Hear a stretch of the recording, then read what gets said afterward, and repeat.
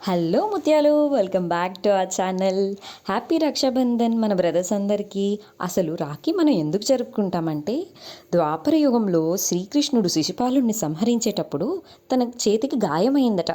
అక్కడే ఉన్న మన ద్రౌపది చెంగున తన చీర కొంగు చీరి ఆయన చేతికి కట్టిందట.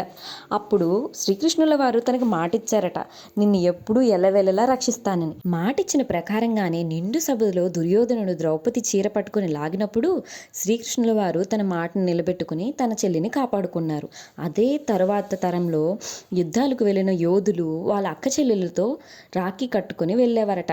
అందువల్ల ఆ రాఖీ చూసినప్పుడల్లా యుద్ధం ఇంకా బాగా చేసి విజయం సాధించుకుని వచ్చేవారట. అందుకని ఈరోజు చాలామంది ఆడబడుచులు భారత జవాన్ల చేతికి రాఖీలు కడతారు. ఎందుకంటే యుద్ధం వస్తే వాళ్ళే ముందుండి మన భారతదేశానికి రక్షిస్తారు కాబట్టి. ఈ రాఖీని సెలబ్రేట్ చేసుకోవడానికి కులమత భేదాలు లేవు. అలా అని తోడబుట్టిన వాళ్ళు అవ్వవసరం లేదు. నేనైతే నా రాఖీ సెలబ్రేషన్ మార్నింగ్ 5కే స్టార్ట్ చేశాను. ఈరోజు వీలైనంత వరకు అందరికీ కాల్స్ చేసి నా ఒక విశేష అయితే తెలియజేశాను. అలాగే అందరికీ రాఖీ కట్టి నేను బ్లెస్సింగ్స్ తీసుకొని ఇలా నా రాఖీని అయితే ఎండ్ చేశాను. మరి మీరు ఎలా సెలబ్రేట్ చేసుకున్నారు?